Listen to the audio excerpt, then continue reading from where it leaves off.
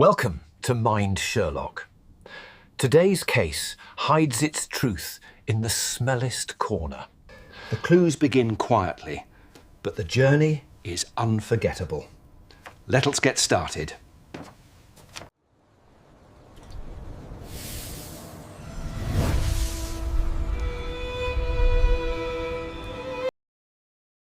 Some hauntings begin with whispers, but this one began with reason-defying belief. It starts in the mist-drowned marshes of Blackmere Hall, where a phantom's glow reveals not the touch of the dead, but the hand of the living. Beneath the veil of superstition, Holmes uncovers a crime stitched together by greed, fear, and deceit. Where are you tuning in from, and what time is it? Let me know in the comments. Now, let's follow the trail of logic through the fog, before it disappears once more into the dark.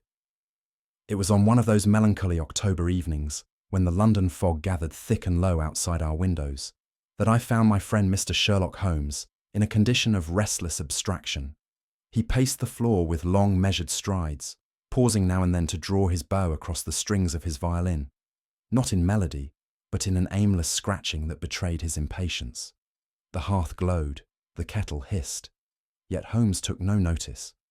I had seen this mood before.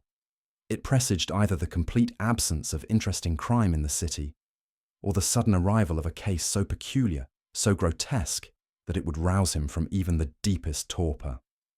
There is something peculiarly unambitious about the London criminal these days, Watson, Holmes remarked, setting down his bow and throwing himself into the armchair. Petty theft, forgery, and love letters misdelivered. No man with a spark of imagination would stoop to such drudgery. He reached for the Persian slipper where he kept his tobacco. What I need, Watson, is an adversary worthy of the game. A true artist of deception. He exhaled a slow cloud of smoke.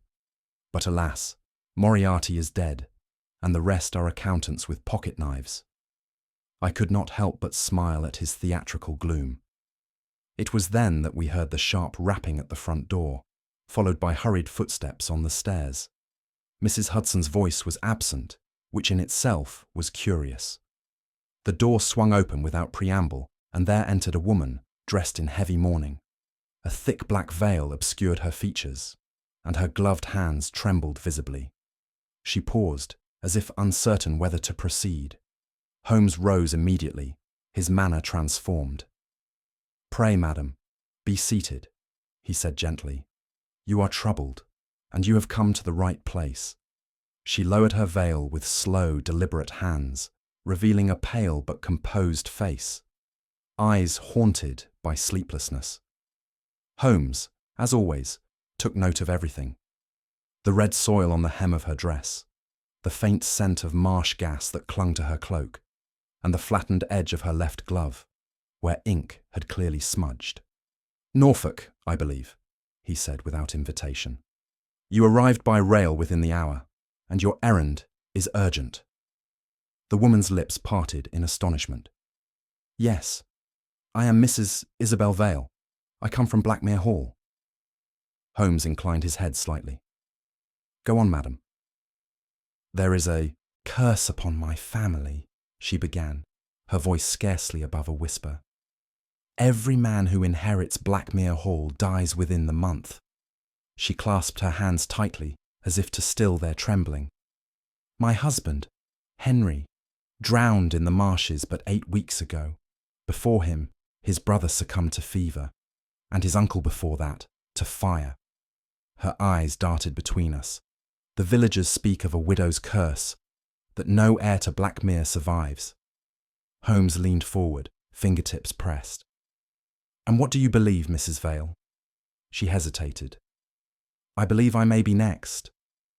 Holmes allowed a faint smile to touch his lips, the kind that flits between amusement and disdain. "The supernatural, Mrs. Vale," he said dryly, "has an unfortunate habit of vanishing when confronted by logic and lamplight." He stood, hands clasped behind his back. "Nevertheless, curses are like smoke. They are often signs of fire beneath. You have my attention." And in that moment, I knew the game had begun. She sat with remarkable stillness, her gloved hands folded tightly in her lap, as if the act alone might contain the storm within. "My husband, Henry," she began, her voice as pale as her face, "was found in the marshes just beyond the eastern edge of the estate. He had gone out to inspect a boundary fence. The groundskeeper found him the next morning, face down in the water, his walking stick some distance away."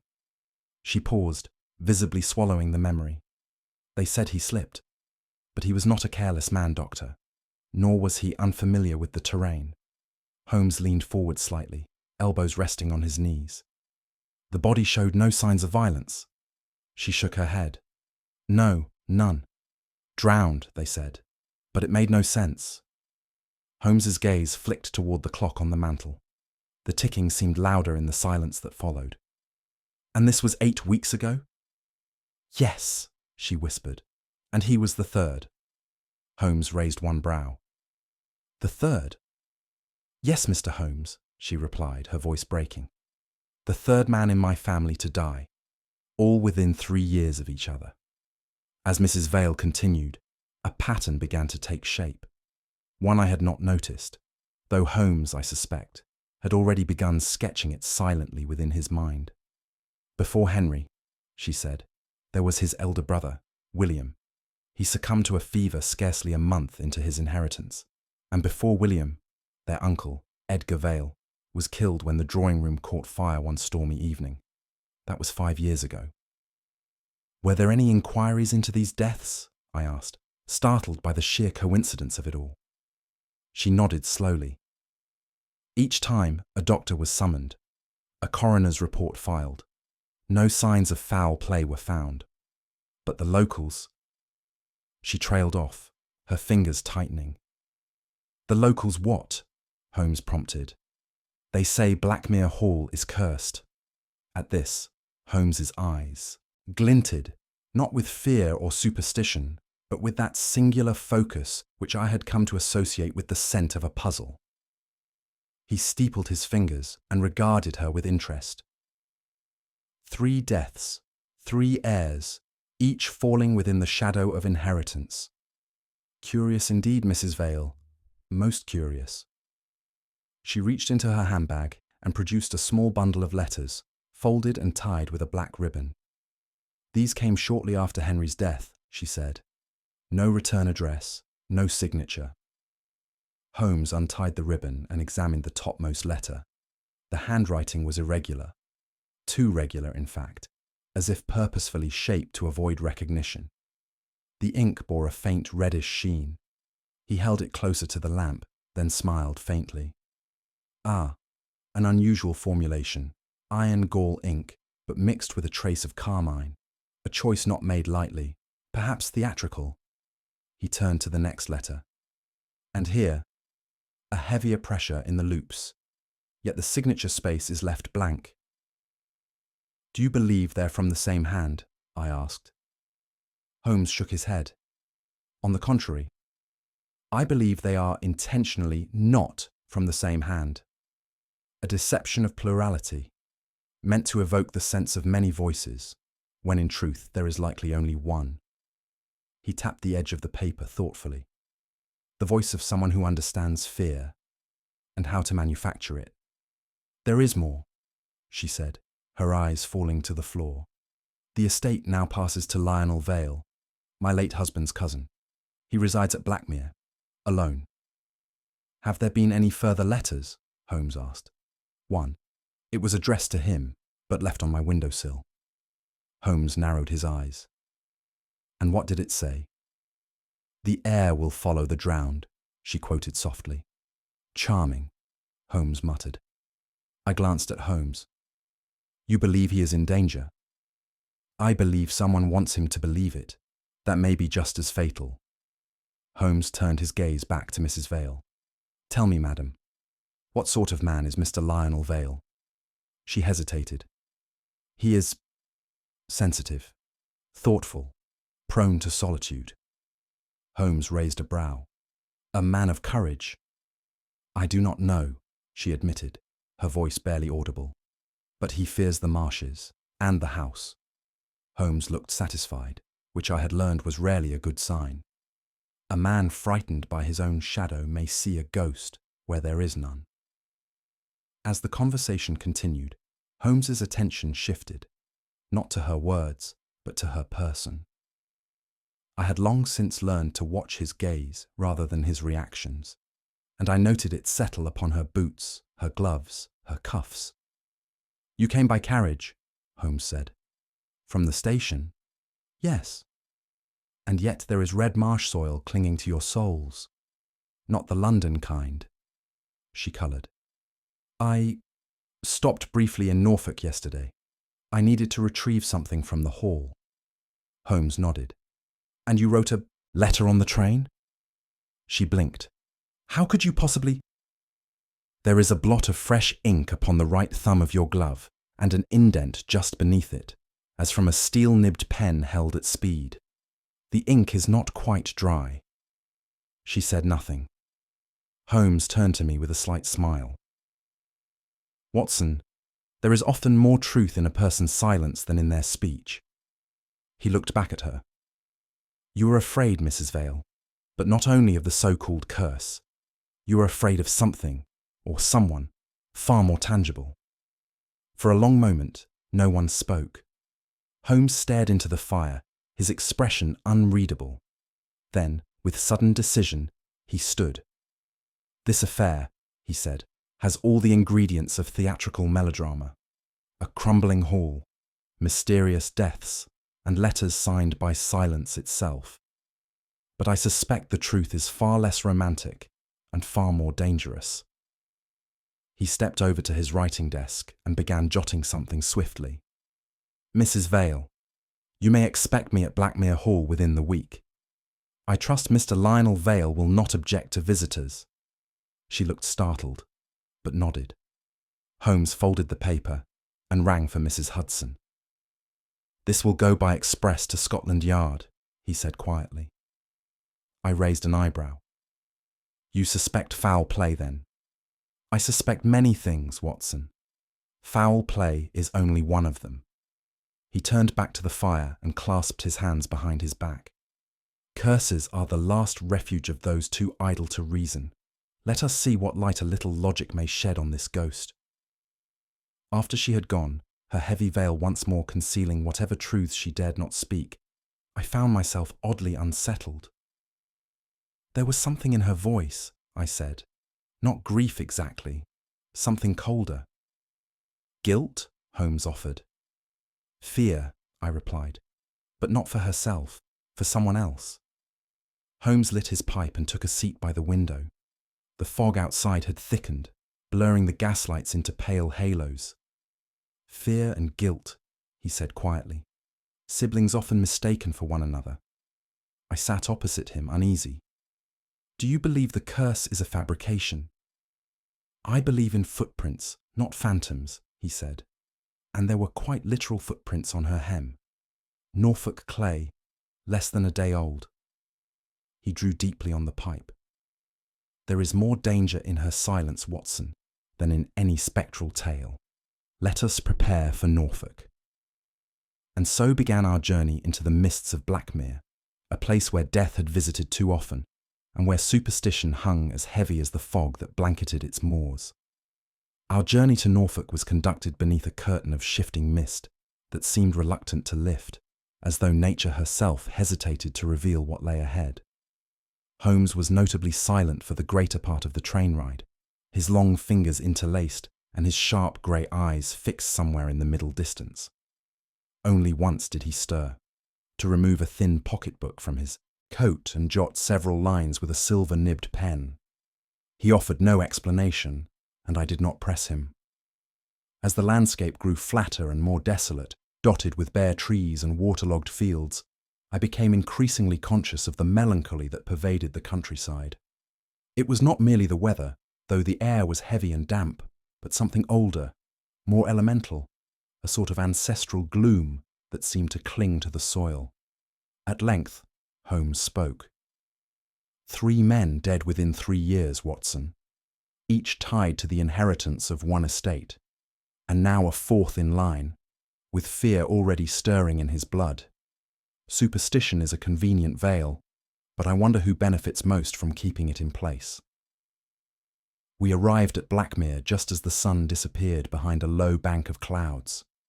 The hall itself was a grand structure in decline, its once proud stone now streaked with damp, and its windows dulled by age. The marshes pressed close against the property, and a low mist crept along the ground like a living thing. Lionel Vale greeted us at the door, his handshake cold and his manner deeply agitated. He was a man of perhaps 30 years, narrow in frame, with hair too thin for his age, and eyes that never quite settled on a point. "I thank you for coming, Mr. Holmes," he said. "It is difficult to explain, but I have not slept well these past weeks. I hear things at night, whispers near the water." Holmes offered no sympathy, only a steady gaze. "And what is it you think you hear?" "I cannot say. Sometimes it is a voice, other times a shape in the fog. Once, I thought I saw a light moving just beyond the reeds." Holmes merely nodded. "Then let us see what truth these marshes hold, Mr. Vale. Whispers often leave footprints, if one knows where to look." That evening, we gathered in the drawing room, where a reluctant fire did its best to chase away the dampness that seemed woven into the very walls of Blackmere. Holmes remained characteristically quiet, seated in a wing-back chair, his gaze fixed upon the flames. I took a seat near the old housekeeper, Mrs. Cribb, a woman of such advanced age that I could not be sure if her accent was Norfolk or something older still. She seemed to regard me as a curiosity, but warmed quickly once I expressed interest in the hall's history. "It's the widow's curse, sir," she told me, her voice dropping to a conspiratorial whisper. "Been on the family for generations, ever since Mistress Elspeth Vale drowned herself in the reeds 100 years ago. She cursed the line, she did, with her last breath." "And the lights?" I prompted. "They've been seen by many. Pale blue like foxfire, bobbing across the water at night. Some say it's swamp gas. Others say it's her spirit, looking for the next heir." Holmes stirred at this, not with alarm but with interest. I could see his eyes sharpening behind the flames, catching something in the tale worth noting. The fowl. Following morning, Holmes proposed we visit the site of Henry Vale's drowning. Mr. Lionel led us to the edge of the marsh, where an old boathouse stood on listing stilts, its roof partially caved and its walls weather-beaten by time. Holmes examined the structure in silence, eyes scanning from timber to silt, nostrils flaring faintly as if he might smell deceit in the air. He knelt beside one of the pillars and scraped at the wood with his penknife. "Scorch marks," he muttered.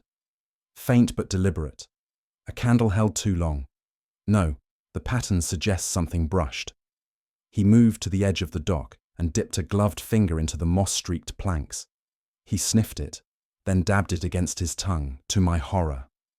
"Phosphorus," he confirmed, standing. "Watson, the dead may not rise, but their images can be made to walk in the mist." As we turned to leave, Holmes paused and stooped once more, retrieving a small black object from beneath the boathouse steps. He turned it over in his hand. "A mourning brooch," he said. "Or rather, half of one. The clasp is broken. Black enamel. Common enough. But the timing, Watson. The timing is most uncommon." That evening, back in our chamber, Holmes laid the recovered brooch upon the desk. He handled it with his fingertips only, as if wary not of poison, but of significance. "Note the hinge," he said, pointing with his pipe. "Unusual for a mourning piece. This compartment would once have held a lock of hair or a portrait, but in this case, it appears to have been hollowed.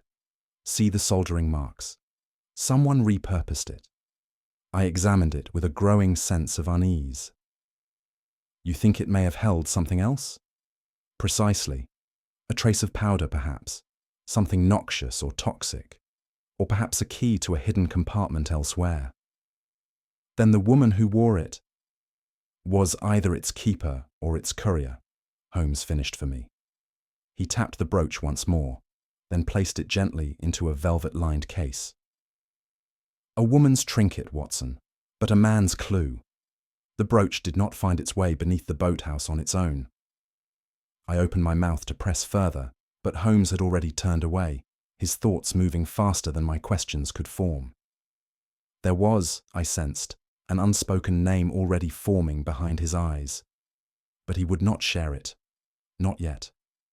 The dining room that evening was cavernous and underlit, the kind of space that seemed too large for the number of occupants it held. Only Lionel Vale joined us. Mrs. Vale, we were informed, was unwell and had taken supper in her room. Holmes made pleasant conversation, at least what passed for it in his particular idiom. He inquired after the family portraits in the hall, the architect who built the estate, even the brand of tobacco kept in the cellar. But his eyes never stopped watching Lionel. Then, just as the main course was served, Holmes set down his fork and asked, quite casually, "Tell me, Mr. Vale, how deep is the marsh at night?"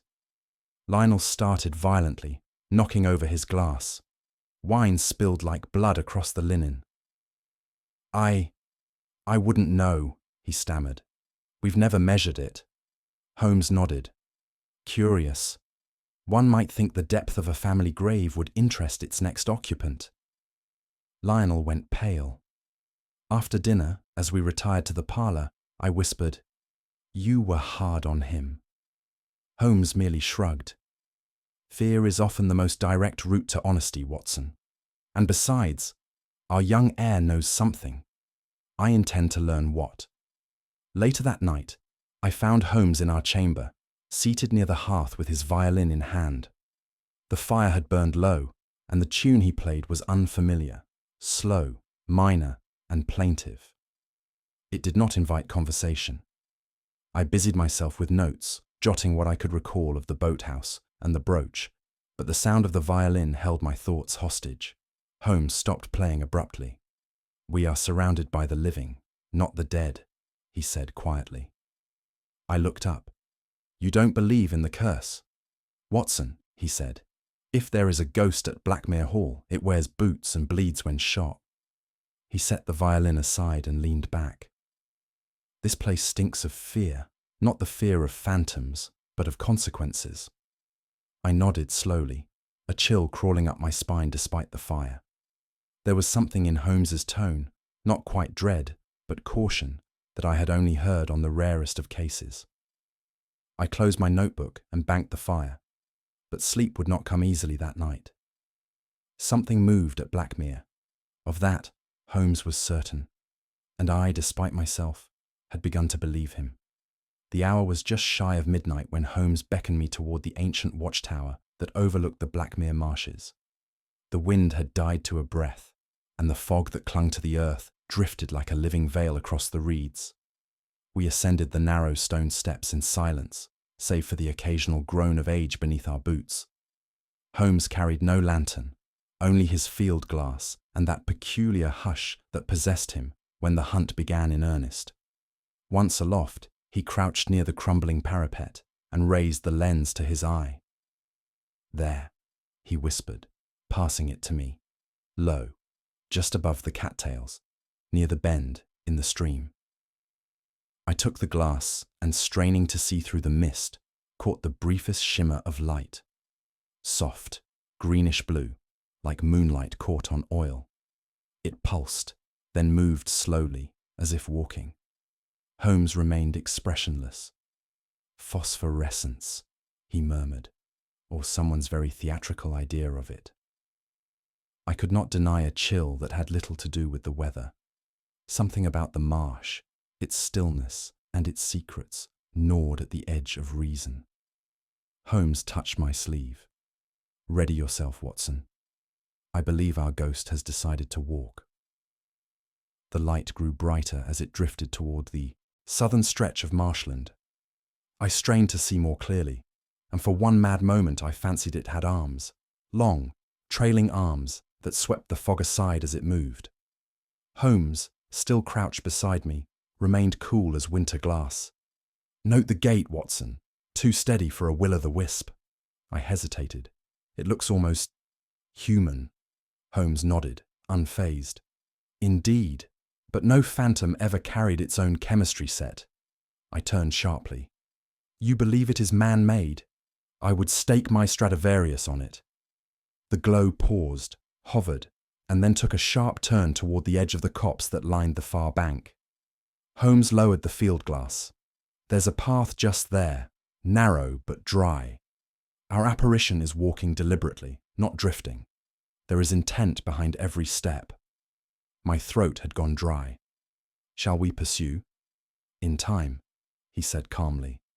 For now, let it think itself unseen.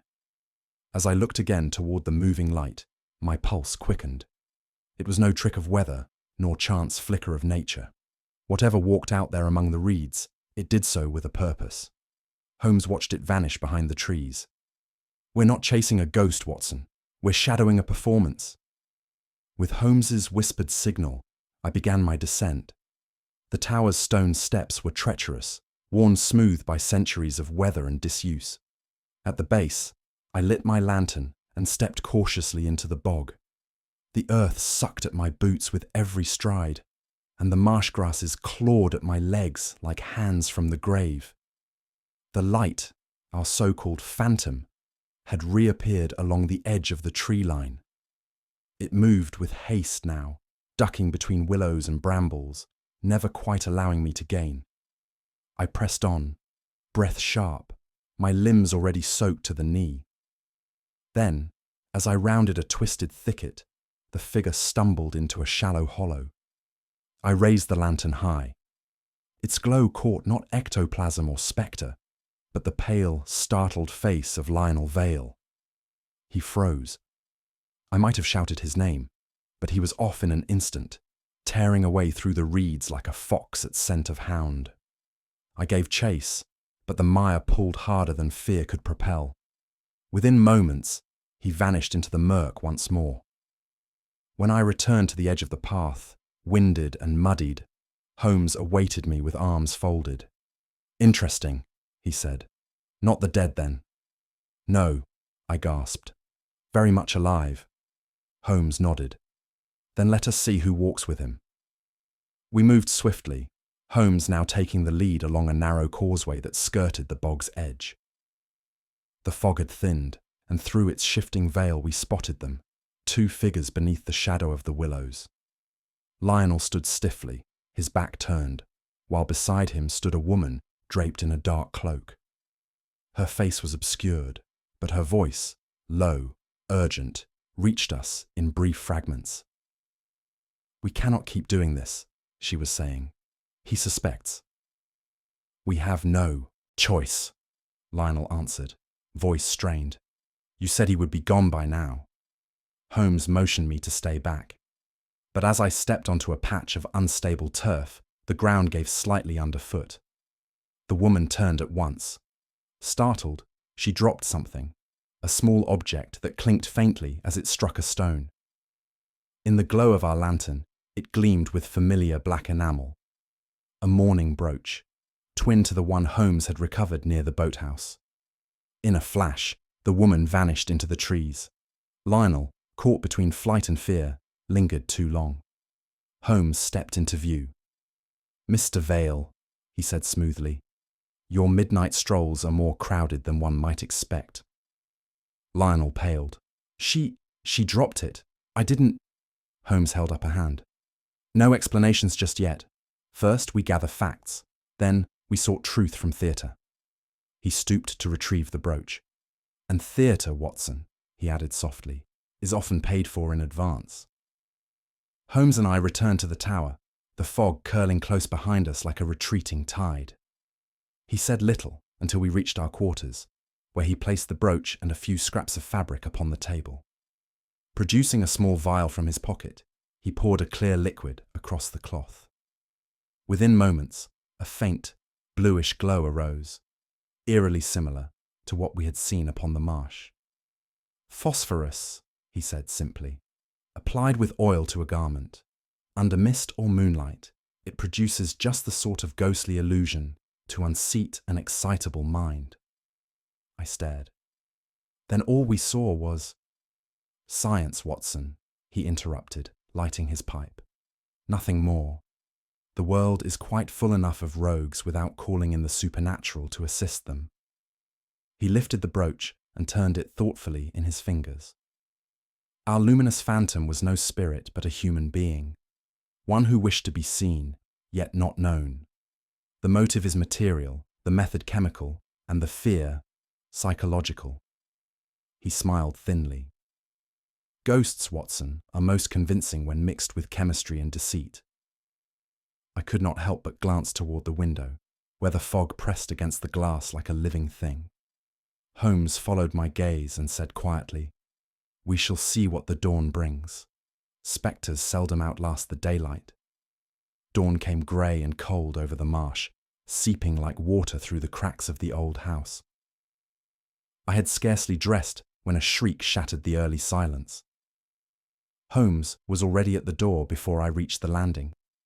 The sound had come from the servants' wing. There, upon the floor of her small room, lay Mrs. Cribb, motionless, her arm flung outward beside a fallen candle. Holmes knelt beside her, examined the faint pulse, and nodded. "Laudanum," he said. "Too much to sleep, not enough to die." On the table lay a half-burnt letter. He extinguished the last ember and unfolded what remained. The writing was faint but legible in part. "The insurance that must never be claimed, or all will be lost." "Insurance," I echoed. Holmes's eyes met mine, sharp, grey, and entirely awake. "An unwholesome word, Watson, when attached to a drowning." He straightened, his tone now grave. "We have moved from the spectral to the sordid." A vial rolled from the woman's limp hand and struck the floor with a soft clink. Holmes pocketed it absently. "Is she involved?" I asked. "Not of her own will," Holmes replied. "But someone has used her ignorance, or her fear. There is always one weak heart in every house of secrets."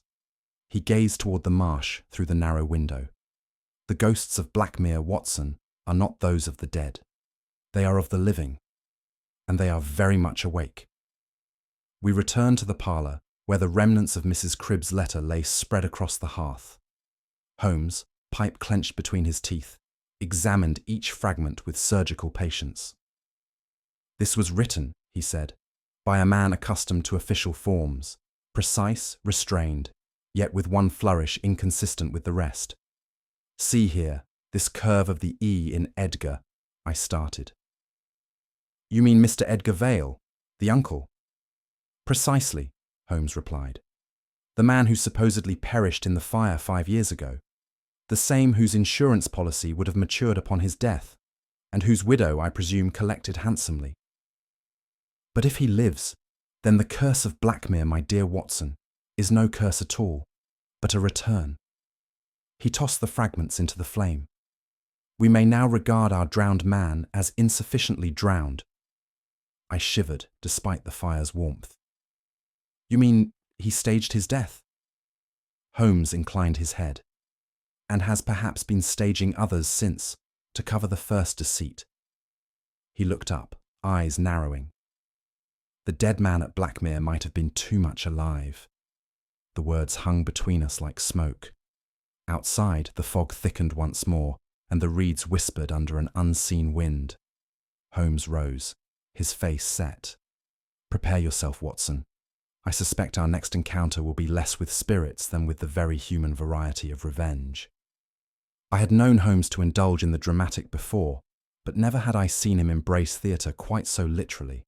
After our discovery by the marsh and a long silence over a sparse breakfast, he suddenly laid down his fork and declared, "We shall hold a séance tonight." I nearly choked on my tea. "A séance?" Holmes was already scribbling furiously upon a sheet of foolscap. "Yes, Watson. If ghosts insist upon haunting Blackmere Hall, let us give them the stage they crave."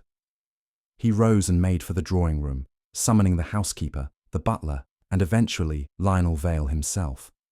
With meticulous care, he dictated a list of preparations: candles to be placed at precise intervals, chairs arranged in a perfect oval, all windows latched shut, and no lights but those he permitted. When I questioned the purpose of it all, he gave me one of his rare half-smiles. "There is no truth so fragile that it cannot withstand the dark, and no lie so confident that it fears to hide in shadow. If we are to draw out our spectres, Watson, We must do so by invitation. Mrs. Vale, when told of the plan, turned visibly pale, but agreed to attend. Lionel protested at first, but eventually yielded to Holmes's tone, one which admitted no refusal. And so, the hall was transformed under Holmes's silent direction. By evening, it would no longer be a room. It would be a trap, baited not with superstition, but with logic, masquerading as ritual.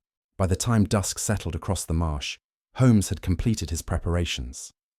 The great hall had been stripped of its usual furnishings, save for a long oak table and the 8 chairs Holmes had personally selected and positioned with military precision. Mrs. Vale arrived first, her face pale and drawn, her hands concealed in black gloves. Lionel followed, twitchy and sweating, despite the room's chill. Mrs. Cribb was last, whispering to herself and clutching a rosary that had likely not seen light in decades. Holmes stood at the head of the table, one hand resting lightly upon a candle holder, his gaze sweeping the room. He looked more priest than detective in that moment, though of a rather unorthodox order. "You are not here to summon spirits," he said quietly. "You are here to observe." The others exchanged glances. I noted Holmes's eyes linger briefly on Mrs. Vale's brooch, the second of its kind we had now encountered. "I ask only for silence," Holmes continued. "Watch, listen, and say nothing until I speak again."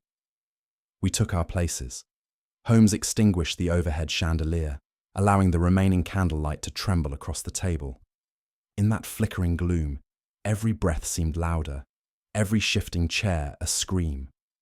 And Holmes, always the observer, remained still, hands folded before him, his eyes half-lidded but alert. He was not, I realized, listening for the dead. He was waiting for the living to betray themselves. The final candle was extinguished, and a deep hush fell over the room. The darkness was near complete, the kind that breathes against one's face and makes shadows feel like fingers. No one spoke. Even Mrs. Cribb's whispered prayers had ceased. Somewhere in the distance, a clock struck 9. Then, just above our heads, a pale light began to drift across the ceiling. It hovered, danced, then split into 2 smaller orbs that glided through the rafters like silent sentinels. A gasp escaped from Lionel. Mrs. Cribb let out a trembling moan. Even I must confess to a brief thrill of unease. Holmes did not move. The orbs circled once more, their glow intensifying, until Holmes struck a match with abrupt finality. The flare blinded us momentarily. Then I saw him rise, arm outstretched, flame illuminating the low ceiling. There, stretching across the wooden beams, were fine copper wires, and upon them hung gauze dipped in phosphorus, glowing faintly in the flicker of heat. "Behold," Holmes said dryly, "the spirits of Blackmere." There was silence. Then Mrs. Vale let out a faint cry, while Lionel stared upward in disbelief. Holmes turned toward me. "A trick suitable for a provincial theatre, Watson, but rather crude for such deadly company." He blew out the match and resumed his seat. We continue. And so the séance, having stripped the supernatural of its final illusion, resumed, not with chants or bells, but with breath held tight and nerves stretched, thinner than the wires Holmes had just revealed. What occurred next unfolded with such speed that even now I struggle to recall the precise order of events. A sound, sharp and unnatural, cracked through the room. A gunshot.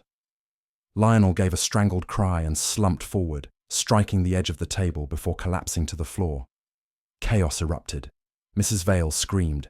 Mrs. Cribb clutched at her chest.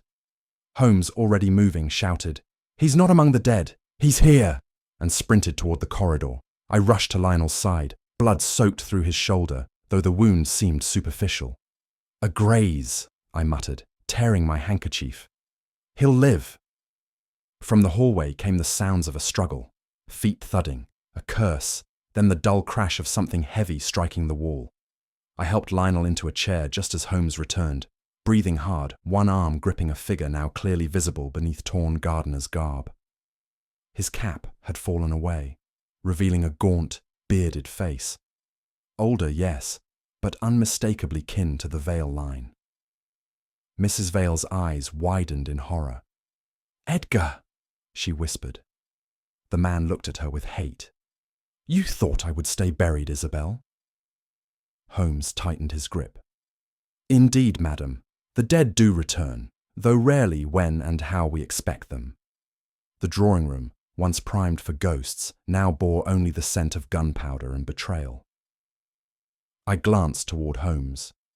His face was impassive, but his eyes shone with that rare fire, the fire of a man who had once again peeled away illusion to reveal the brutal symmetry of human motive.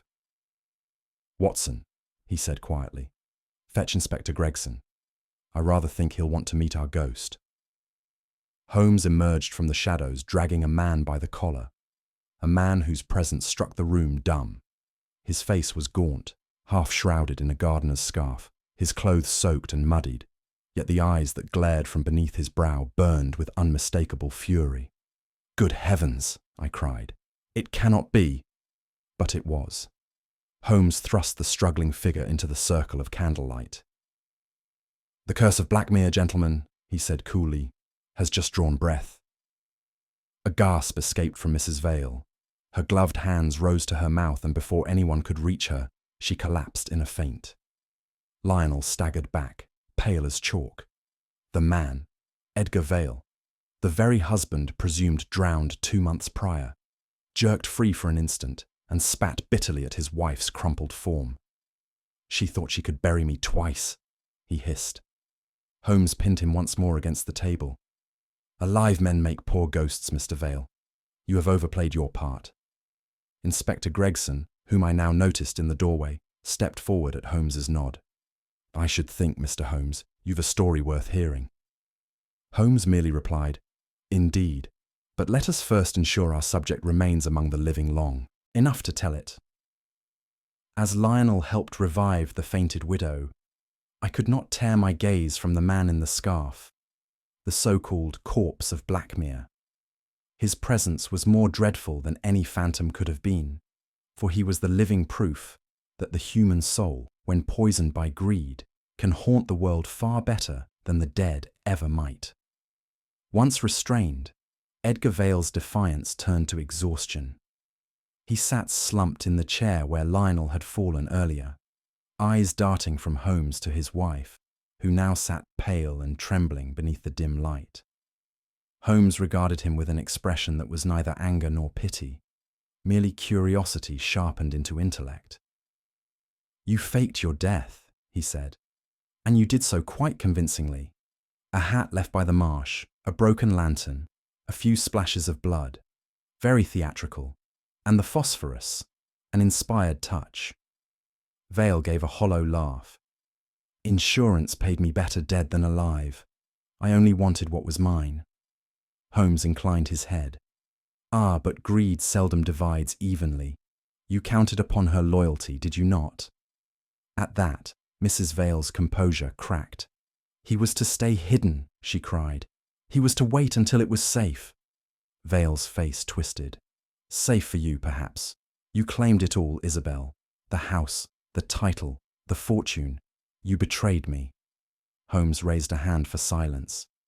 "Your revenge took the form of superstition. Ghosts in the marsh, lights in the reeds, whispers in the night. And yet, you could not resist the pleasure of being seen, if only as a phantom." The man's defiance faltered. "She had to know fear as I did," he muttered. Holmes's tone chilled. "Vengeance, Mr. Vale, wears the same mask as guilt, and in your case, it fits perfectly." He turned to me then, voice low. "Observe, Watson, how crime, when clothed in mystery, believes itself cleverer than truth. The criminal is never so foolish as when he thinks himself invisible." I scribbled the words in my notebook, sensing that somewhere in Holmes's calm dissection lay both triumph and quiet disgust. Holmes motioned toward the draperies. "Now, Gregson." The inspector stepped forward with professional briskness, 2 constables in tow. The handcuffs clicked neatly around Vale's wrists. "You've done me a service, Mr. Holmes," Gregson said. "The Yard has been chasing this ghost from London to Norwich. I'll admit, I never thought we'd find him haunting his own widow. Holmes smiled faintly. Few criminals can resist returning to the scene of their own myth, Inspector. It flatters their vanity. As Vale was led away, Mrs. Vale buried her face in her hands. Holmes, standing apart, looked on without comment. When Lionel murmured that she had been deceived, Holmes replied quietly, "She deceived herself long before her husband did." He stooped to retrieve the fallen brooch from the floor. "This," he said, holding it up, "was both token and weapon, a clasp for mourning, and a compartment for poison. So elegant, so practical. I sometimes wonder whether wickedness borrows its refinement from art." Gregson chuckled uneasily. "You make it sound fashionable, Mr. Holmes." "Merely efficient," Holmes said.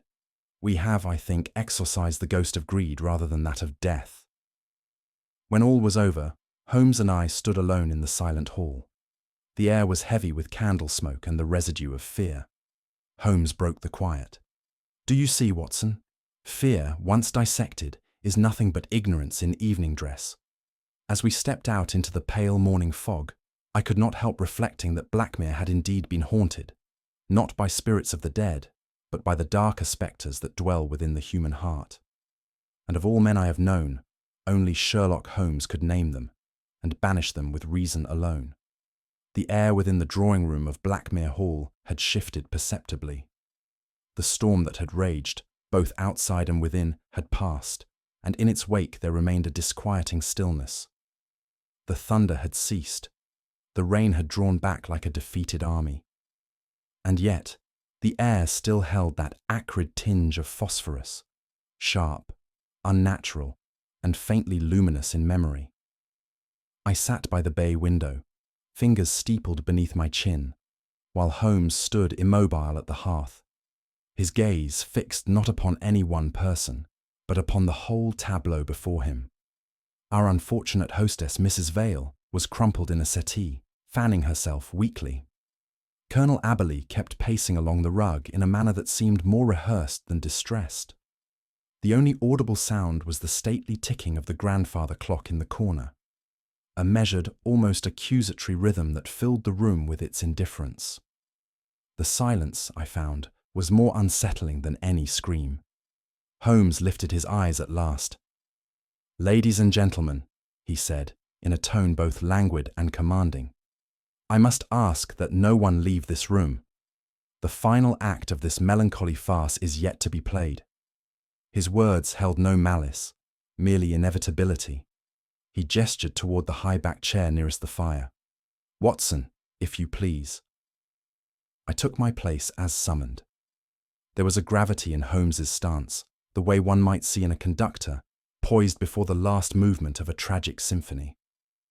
Whatever lay ahead I knew would not be told with joy. Holmes moved a pace closer to the fire, allowing the flickering light to illuminate the fine edge of his features. He had removed his gloves, and his long fingers now interlaced thoughtfully before him. When he began to speak, it was not with theatrical flair, but with a crisp detachment that demanded no interruption. "There never was a curse," he said. "Only fear, a potent enough poison when properly administered." His voice, though calm, bore an edge that only I perhaps could detect, a trace of revulsion, as if he found the entire affair unworthy of his faculties. He glanced toward the colonel with barely veiled contempt. The so-called spectres seen upon the marsh were constructed illusions, threads and wires, mirrors angled in the most deceptive ways, and phosphorus, the oldest trick in the spiritualist's handbook. It is astonishing how the human eye will conspire with the brain to fabricate what it expects to see. He turned to Mrs. Vale, who sat rigid, lips trembling. "You feared a family curse. You saw shadows and believed them demons. But what you saw was meticulously designed, an illusion engineered to bend your will." "By whom?" she whispered. "By someone who knew the topography of this house and the frailty of the mind." Colonel Aberley shifted uncomfortably.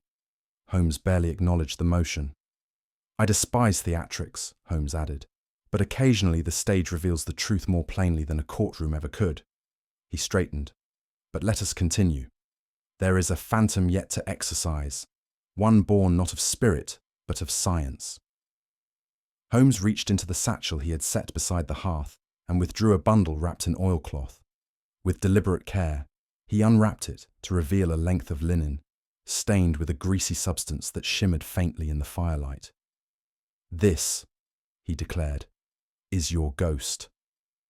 He held the cloth up by its corner, letting it dangle from a bit of wire. The effect was grotesque, the folds catching the light with an otherworldly glow. It swayed gently, and for a moment I could almost understand how it might have fooled the eye under moonlight.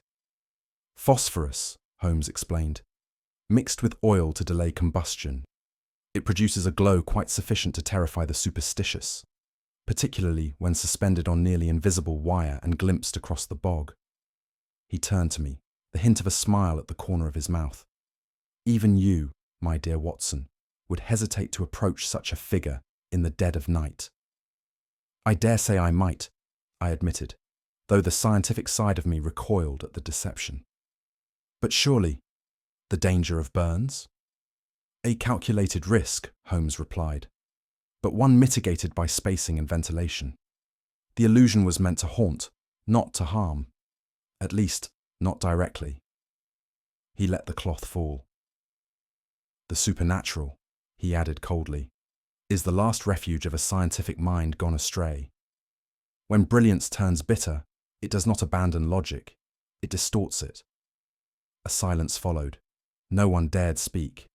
The ghost was gone, but its stain lingered. From his coat pocket, Holmes drew forth a small black brooch, the kind worn during mourning, modest and unassuming. I had seen it before on Mrs. Vale's lapel, but never paid it much mind. "I retrieved this," he said, "from the floorboards beneath the bureau in the west study. Curious how such items find their way into places they ought not be." He opened it with a click that sounded unnaturally loud in the tense room. Inside, nestled within the recess behind the miniature photograph, was a cavity, no larger than a pea. Watson instinctively leaned forward. "A locket?" I asked. Holmes smiled without humour. "No, a delivery system." He produced a tiny glass vial from his inner pocket and held it beside the open brooch. The implication was clear. "Curare," Holmes said. "A paralytic, native to the Amazon basin. Rarely lethal in large doses, but in quantities as minute as this, it is a silent killer, quick, undetectable, and traceable only by the most thorough of examinations." There was a gasp from Mrs. Vale. Her eyes widened, and she sank backward into her chair as if struck by a blow. "The intended purpose," Holmes continued, "was not mass murder. It was control, insurance. Should an accomplice lose their nerve or feel inclined to reveal more than they ought, a simple prick from a brooch pin would end the matter, and the accomplice without a trace." Colonel Aberley had gone pale. "That is monstrous," he muttered. "Indeed," Holmes agreed. "But monsters do not always wear horns. Sometimes they wear medals and mourning silk." Mrs. Vale gave a strangled cry and fainted.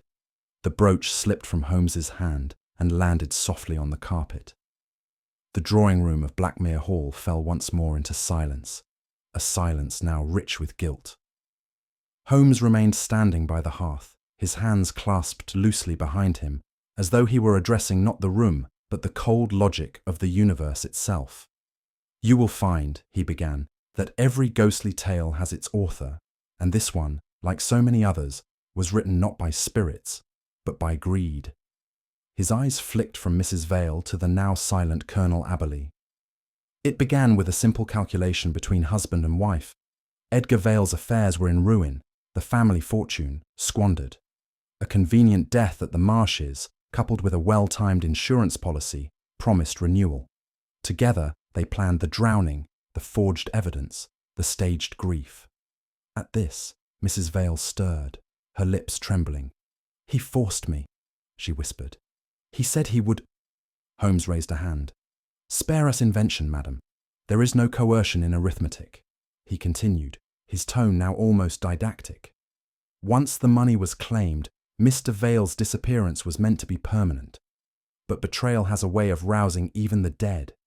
Mrs. Vale, in her newfound wealth, proved less loyal than her late husband anticipated. She filed the claim alone and quietly buried her conscience alongside his memory. He returned, therefore, not from the grave, but from the bitterness of deceit, a most industrious ghost, driven by vengeance rather than remorse. He allowed himself the faintest of smiles. "A most efficient ghost," he said dryly, "for one still among the living." No one spoke. The air in that great room seemed to thicken, not with fear, but with shame laid bare by reason's merciless light. It was at that moment that the heavy tread of boots sounded from the hallway. Inspector Gregson entered with his men, the brass buttons of his coat glinting in the dying firelight. He greeted Holmes with the brief nod of an officer who has learned that astonishment is futile. "You were expecting me, Mr. Holmes." "I was, Inspector," Holmes replied evenly. "Your arrival was secured by a telegram I sent at 6:30. I suspected we might require official confirmation before dawn." Gregson's eyebrows lifted. "Then the séance was merely the stage," said Holmes. "You, Inspector, are the final act." Gregson gave a short laugh. "And here I am, with a full house to applaud." Holmes reached into his pocket and withdrew the mourning brooch and a folded letter, which he handed across with deliberate care. "The evidence you will need, including the means by which one might dispatch an accomplice without stain or suspicion." Gregson turned the brooch over in his palm. "Poison, is it?" "A whisper of it," Holmes replied. "Curare, in microscopic measure, a weapon fit for those who kill with calculation, rather than passion." Gregson studied Holmes a moment. "You've outdone yourself this time."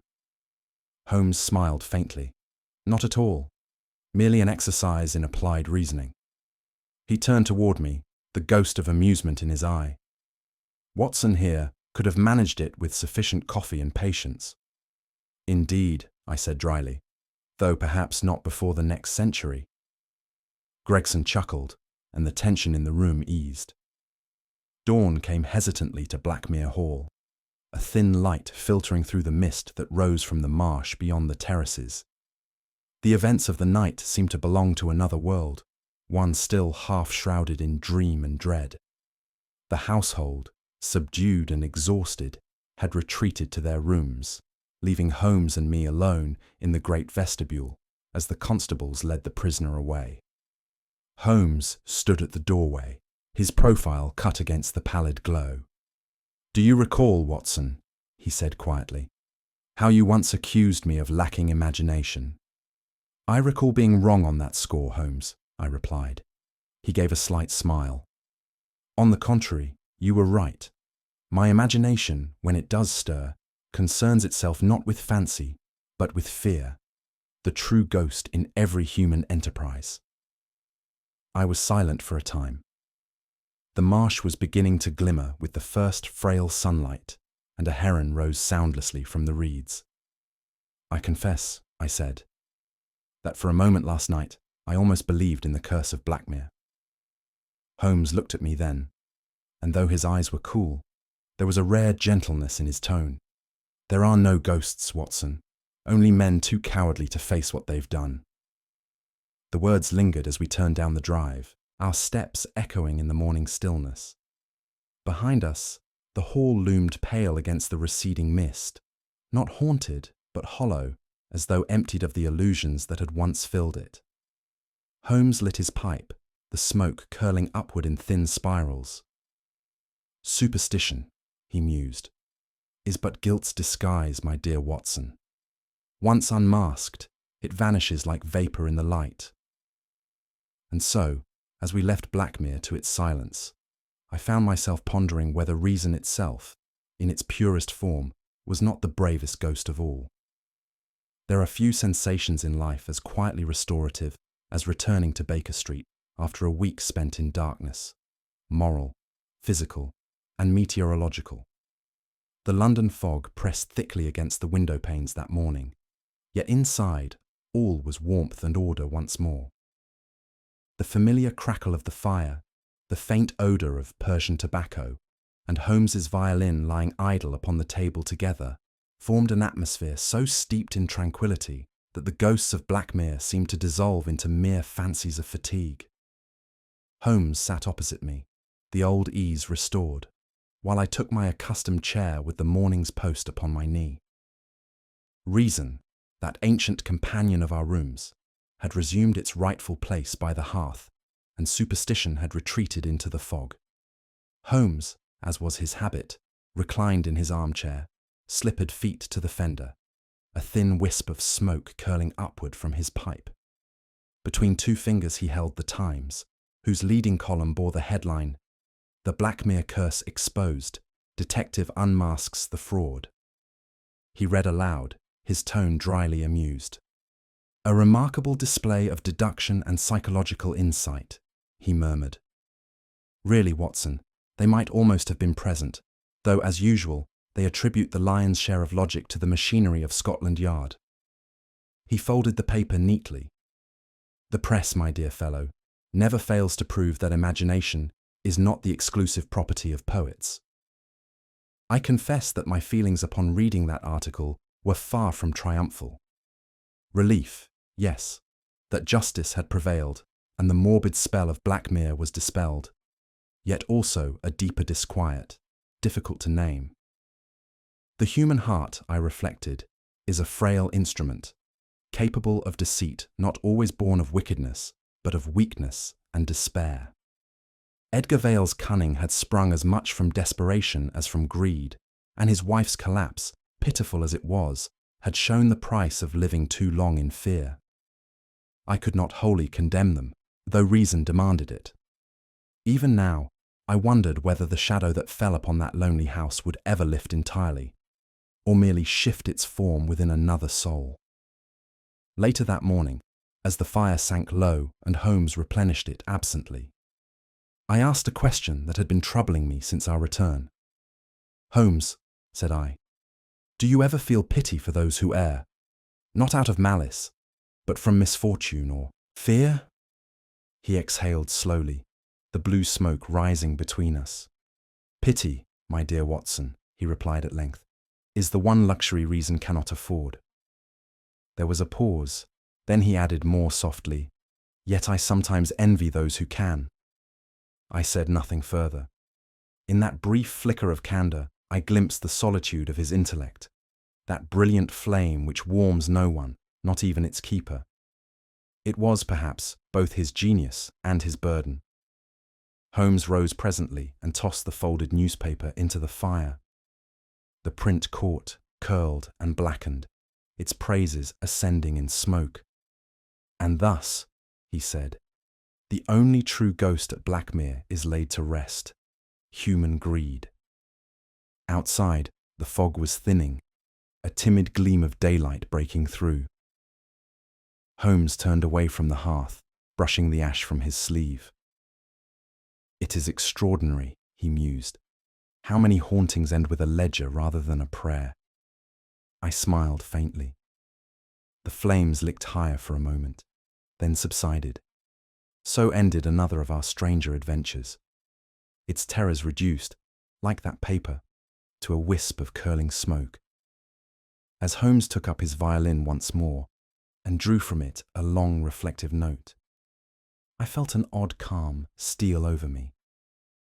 The music wound through the room like a living thought, logical yet tinged with melancholy. Watching him, I mused that the truest mysteries were not those of crime, but of character, not solved in parlour or court, but written quietly upon the human heart. Holmes could unravel the knotted strands of deceit with unerring precision, yet compassion, that subtler thread, escaped even him. And so, as the melody faded into silence, I closed my notebook. Some truths, I thought, are better felt than proven. Holmes laid down his bow with a final drawn note, the melancholy echo of his violin lingering in the air like the last breath of a ghost. "You know, Watson," he said without looking up. In the end, there was no curse, only a fear so potent it masqueraded as one. Fear, my dear fellow, is the most obedient accomplice of deception. It sees what it expects and blinds the rest. I nodded, yet a part of me still pondered the human wreckage left behind, the desperate heart that had crafted illusion not from malice, but from grief and survival. What do you think?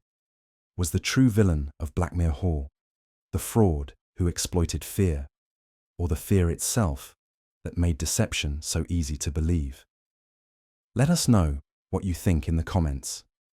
And if you enjoyed the unravelling of this mystery, be sure to like, subscribe, and share it with a fellow lover of Holmes's extraordinary deductions. Another mystery awaits just beyond the fog.